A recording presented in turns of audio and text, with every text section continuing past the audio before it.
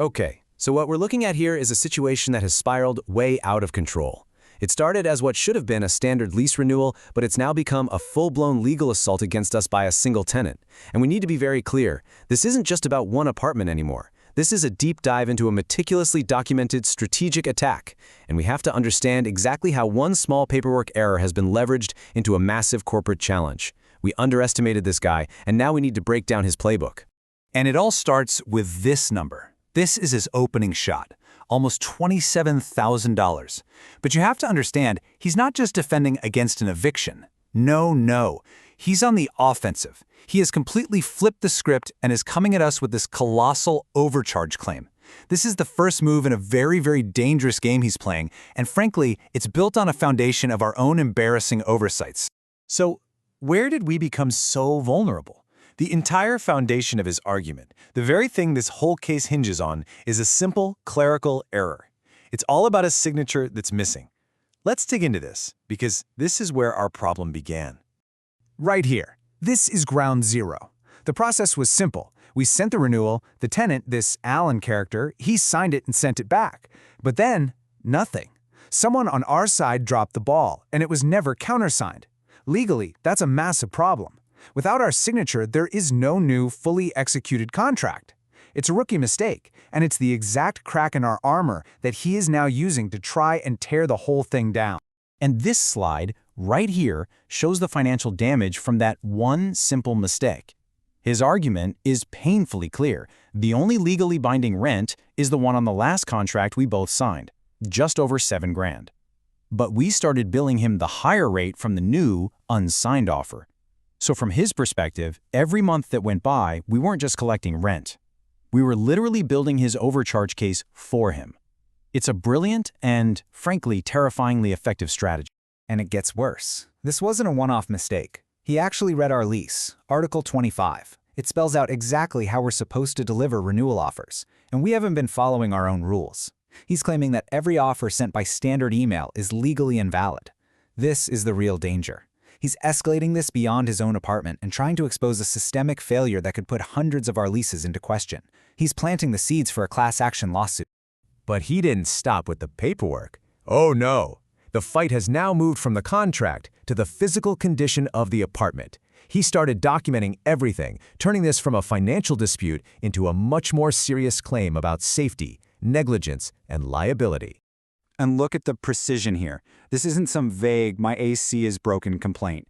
He's reporting specific electrical readings, a vampire power draw of 9 amps. He's not behaving like a tenant. He's acting like a forensic investigator building a case for gross negligence against us.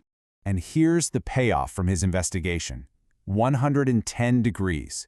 He's reframed this from an inconvenience into a potential fire hazard. By documenting this, he's building a narrative that we willfully ignored a dangerous situation. This moves his claim into a breach of the warranty of habitability, our fundamental duty to provide a safe home. This is a whole different level of legal exposure. So, with all this going on, how did our on-site team handle it? Well, he turned his microscope onto their actions next, specifically around a gas detector installation. And unfortunately, our team walked right into his next trap. This quote from a witness is a public relations nightmare. It paints a picture of panic, rushed, unprofessional. The head of maintenance personally running around nailing things to walls. It makes our entire operation look amateurish, like we're cutting corners on safety. This is the exact kind of testimony that can destroy corporate credibility in a courtroom. And then he puts this slide up, the official industry standard. See what he's doing? He doesn't have to accuse us of anything. He just presents the image of our guy nailing something to the wall and then shows the rule that says you need a qualified person. He's creating a powerful, damning inference of negligence that we will have to spend a fortune to defend against. Now, why are we dedicating this much attention to one tenant? Let's pull back and remember what's at stake here. This is not about a few $1,000s in rent. This is about our reputation and our liability on a global scale.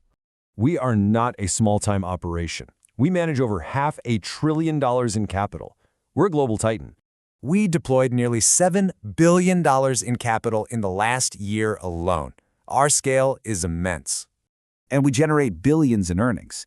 The narrative this guy is building, that a corporation of this size can't properly sign a lease or fix a fire hazard, is toxic. It's not just embarrassing, it damages investor confidence. And that is the multi-billion-dollar risk this one case represents. All right, let's recap his strategy. This isn't a single argument, it's a multi-front war. He has a clear, four-part playbook designed to systematically dismantle our case while building his own. We need to understand every move. Look at this structure. It's methodical. First, the unsigned lease creates the overcharge. Second, the improper email notice suggests it's a systemic problem. That's the class action threat. Third, he links it to utility bills to paint a picture of coercion. And the knockout punch? He alleges our eviction notice is a legal retaliation for him raising all these issues. Each step builds on the last, creating a comprehensive narrative of corporate malfeasance. And this timeline is the linchpin of his retaliation claim. He'll show a jury this exact sequence. First, he complained about billing and safety, and then we moved to evict him. In housing court, that timeline creates a legal presumption of retaliation. The burden of proof shifts to us to prove our motives were pure, which is incredibly difficult and expensive. So why can't we just bury him with legal fees and win in court? Because he's made this about something much, much bigger than one apartment lease. He's aiming for a strategic victory that could have massive consequences for us. He has weaponized our own mistakes to make himself into a symbol. He's created a playbook that is potentially scalable. If he proves his claims, every tenants' rights group and every hungry lawyer in this city will have a roadmap to come after us. He's not just fighting for a rent credit. He's putting a target on Brookfield's back. The potential for a class action lawsuit over the email notices alone is a $10 billion problem waiting to happen. Look, this guy has shown us that one meticulous, determined individual can use our own procedures against us to create a massive threat. The question for us isn't some philosophical debate about an individual's voice. The question for us right now is what's our plan? Because this Detective Allen is preparing to take us apart piece by piece. Everyone has a number.